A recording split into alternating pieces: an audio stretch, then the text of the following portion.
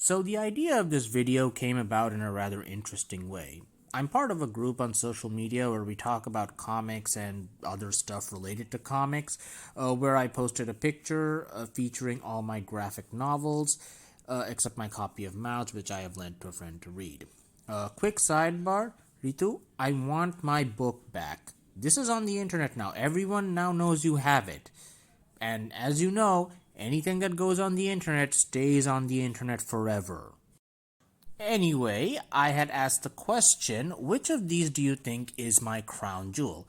Some said the complete Sandman collection, others my collection of Marvel pocketbooks, but one commenter actually pointed out that the most unique piece was probably my trade of Amalgam comics, something that was unlikely to ever see print again.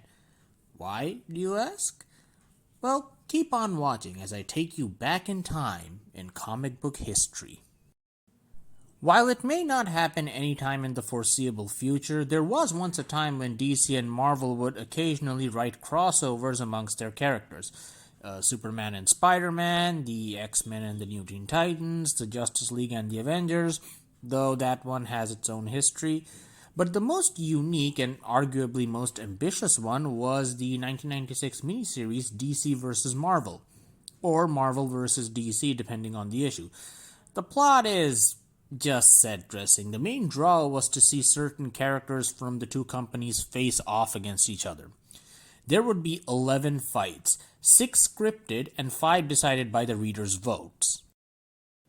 Now, if you know anything about this series, you probably know that the fights were a bit lopsided, with some people winning matchups they had no business winning.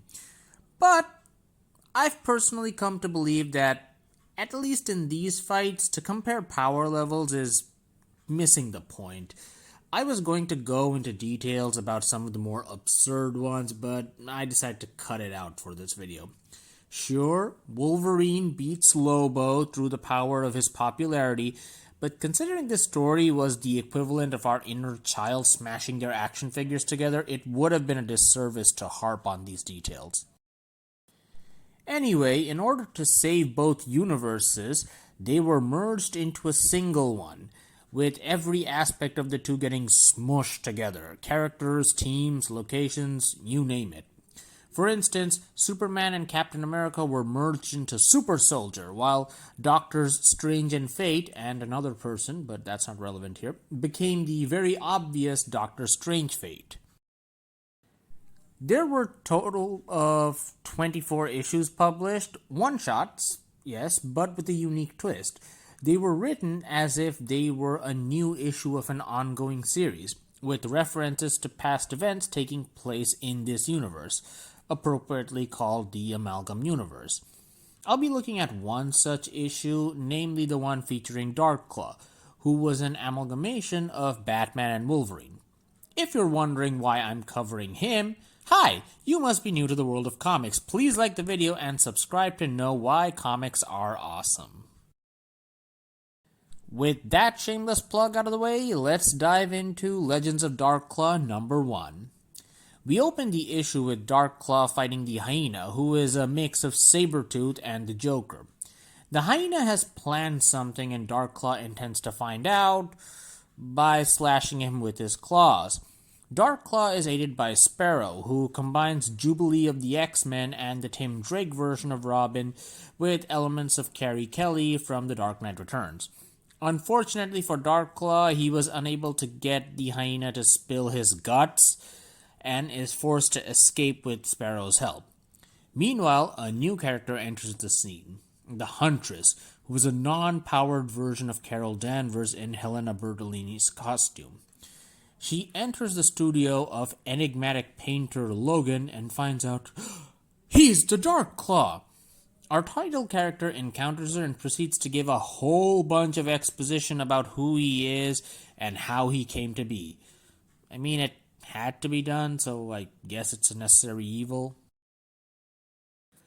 The duo, along with Sparrow, figure out that the Hyena plans to poison the president with sodium cyanide gas as he returns to Washington from Gotham.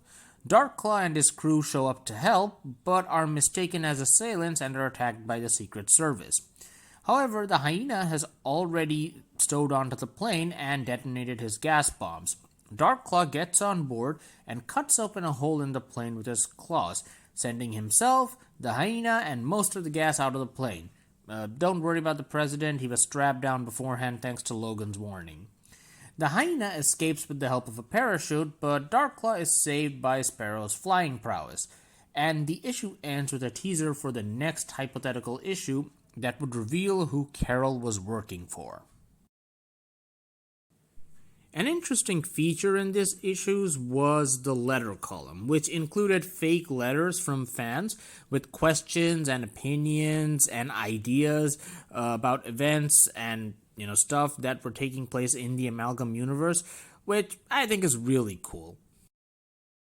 So, what did I think about the story? Well, it's a by-the-numbers Wolverine story set in Batman's world, but if you're reading this comic for the plot, you are reading it for all the wrong reasons. Darkclaw takes a lot more from Wolverine than Batman, which makes sense given writer Larry Hama's experience with both the Knucklehead and writing comic books like G.I. Joe, fitting Logan's world a lot better. However, props have to be given to artist Jim Ballant, who blends these similar elements in both heroes' costumes to create a striking and memorable design for the character. Sparrow is a reskinned Jubilee, while the Huntress manages to take enough disparate elements to be a unique enough character, though she does lean a bit more towards Carol than Helena. Hyena is the one who leans the most towards his DC equivalent, definitely more Joker than Sabretooth, though the backstory fed to us via exposition dump tries its best to do its own spin on the Logan Creed dynamic. This comic has several difficult tasks, being a one-shot that also has to explain everything going on around it, make references to both parent companies, and in the end, be an enjoyable read. And yeah, you know what? It does all three pretty well. On that high note, thanks for watching. Wishing all of you a Merry Christmas and a better year than the last.